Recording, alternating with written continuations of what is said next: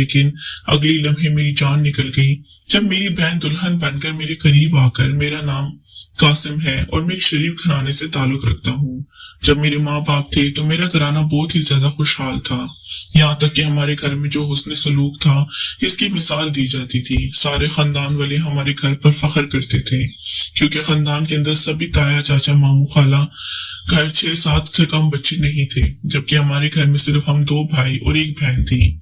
मेरे माँ बाप ने हमारे बाद कोई बच्चा प्लान नहीं किया, बल्कि मसले सलूक से हम तीनों की ही अच्छी परवरिश करने की जिम्मेदारी ले ली। इनका ख्याल ये था कि बच्चे थोड़े ही अच्छे होते हैं, बस हमें इनकी परवरिश बेहतरीन करनी चाहिए ताकि वो जमाने में एक मिसाल बन सके, और यही वजह थी कि लोगों ने एक मिसाल के तौर पर लेते थे। दिन यूं ही खुशहाली से गुजर रहे थे, हम भी धीरे धीरे बड़े हो रहे थे, हमारे माँ बाप बड़े हो रहे थे, हमारे माँ बाप हमें अच्छी तालीम भी दिलवा रहे थे। मेरी बहन ने कहा कि वो आलमा बनना चाहती है, तो मेरे माँ बाप ने इसकी ख्वाहिश का एहतराम करते हुए इसे मदरसे में लगा दिया। लेकिन फिर एक दिन हमारी जिंदगी में बहुत बड़ा तूफान आ गया। एक कार हादसे से मेरे माँ बाप की एक साथ मौत हो गई। इस वक्त ये हादसा हमारे लिए बहुत बड़ा था। हमारा घर सुनसान हो गया। हमें समझ नहीं आ रहा था हम तीनों बहन भाई कहाँ जाए, हम तीनों बहन भाई अपनी जिंदगी में क्या करें। लेकिन फिर ऐसा ऐसा हमने खुद को संभालना शुरू किया और हमारी जिंदगी मामूल की रूटीन पर आती गई। हमें हमारे माँ बाप की कमी तो जरूर महसूस होती थी, लेकिन हमने इनके बगैर जीना सीख लिया था। मेरी बहन आमला बन गई और मेरे छोटे भाई ने भी अपने अब्बू का काम देखना और संभालना शुरू कर दिया। क्योंकि हम तीनों बहन भाई अब जवान हो चुके थे, तो खानदान के लोग हमारे घर पर आते और मुझे कहते कि हम तुम्हारी बहन की शादी करना चाहते हैं, क्योंकि अब वो जवान हो चुकी है। तुम भले बड़े हो, लेकिन तुम्हारी शादी की हमें कोई फिक्र नहीं, लोग तुम पर कोई बात नहीं करेंगे, लेकिन वो बेटी है, हमारे खानदान की इज्जत है, जैसे जल्दी से अपने घर का करना होगा, क्योंकि इस घर में कोई औरत नहीं है। तुम्हारे जाने के बाद ये घर में अकेली होती है और अकेली लड़की के साथ अकेले घर में कुछ भी हो सकता है। मैं इनकी बात सुनकर खामोश हो जाता। अगर मेरे माँ बाप होते तो इन्हें बेहतर तौर पर जवाब दे सकते थे, लेकिन अब चूंकि मैं ही अपनी बहन का सरबराह था तो मुझे अपनी बहन की मर्जी जानना थी। मैं अपनी बहन के पास गया और इसे पूछने लगा कि शादी के मामले को लेकर आखिर इसकी अपनी मर्जी क्या है, तो इसने मुझे मना कर दिया और कहने लगी कि वो भी शादी नहीं करना चाहती।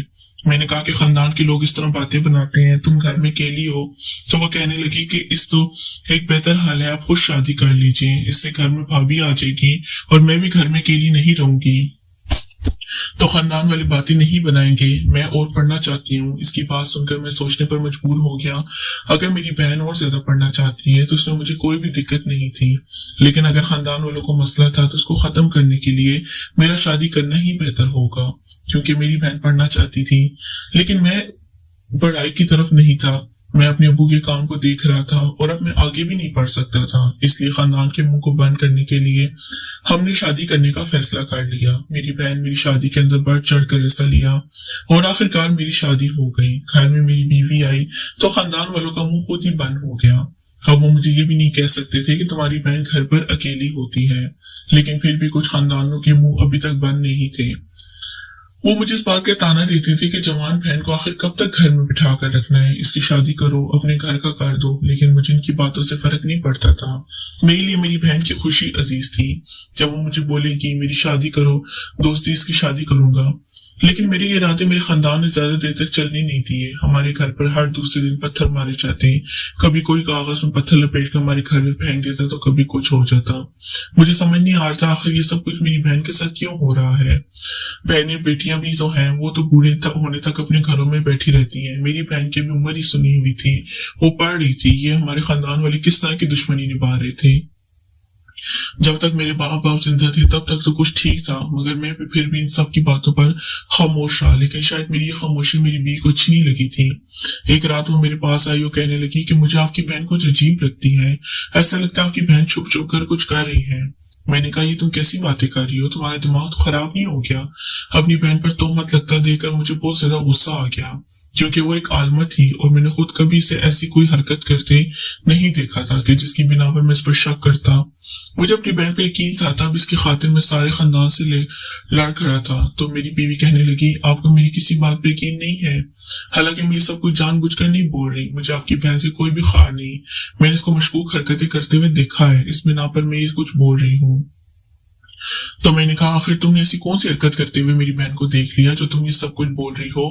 तो वो कहने लगी आपकी बहन रात को जागती है। इसकी बात सुनकर मेरा दिमाग घूम गया। मैंने कहा बस वो रात को जागती है, इसी वजह से तुम मुझे कह रही हो कि मेरी बहन की हरकतें अजीब है। तुम क्या पागल हो गई हो? मेरी बहन पढ़ती है और रात को पढ़ने से ज्यादा अच्छा वक्त कोई नहीं होता। तो वो कहने लगी ठीक है, मैं आपकी बात मान लेती हूँ और आपकी बहन पाक साफ है, मैं भी इसकी पाकदामनी की गवाही देती हूँ, लेकिन आपको इस तरह खानदान वालों से झगड़ा मोल नहीं लेना चाहिए। अब आपको आपकी बहन की शादी कर देनी चाहिए। वो नीचे अच्छी अपना अच्छा बुरा समझती है, इसकी शादी के लिए सही उम्र है। इसकी बात मेरे दिल को लगी। वाकई खानदान वालों ने हमसे दुश्मनी मोल ले रखी थी। इस तरह के खानदान वाले हमसे बाइकाट कर देते तो मेरी बहन के साथ कुछ भी हो सकता था, क्योंकि हमारे खानदान में ज्यादातर गुंडागर्दी भी चलती थी और दुश्मनी में आकर वो कुछ भी कर सकते थे। इस नजरिए से मेरा जहन काफी वक्त के सोच रहा था, लेकिन मैंने अपने ख्यालों को रद्द कर दिया। मगर अब मुझे वाकई में एहसास हो रहा था कि मुझे अपनी बहन की शादी कर देनी चाहिए। इसलिए मैंने अपनी बहन से कहा मैं तुम्हारी शादी करना चाहता हूँ। मुझे उम्मीद है कि इस बार तुम मेरी बात का मान रखोगी। मेरी बात में मेरी बहन ने कुछ भी नहीं बोला और कहने लगी जैसा आपको ठीक लगे। इसके बाद मेरी बहन मुझे काफी परेशान लगी। अगर आपको वीडियो अच्छी लगी प्लीज चैनल को लाजमी सब्सक्राइब करें। शुक्रिया।